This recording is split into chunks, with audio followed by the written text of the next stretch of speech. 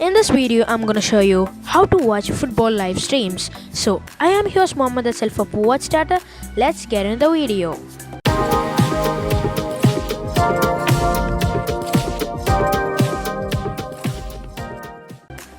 The first step what you have to do is just go and click on the first link in the description and download the APK file. After downloading the APK file, just click on that APK file and continue your installation.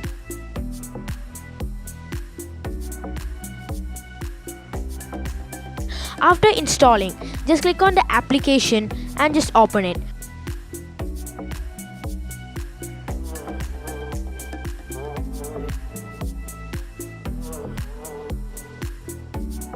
After opening the application, you can see a live button at the bottom corner.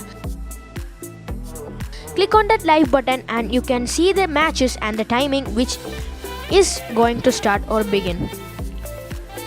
So that's it for today. See you soon. Bye bye.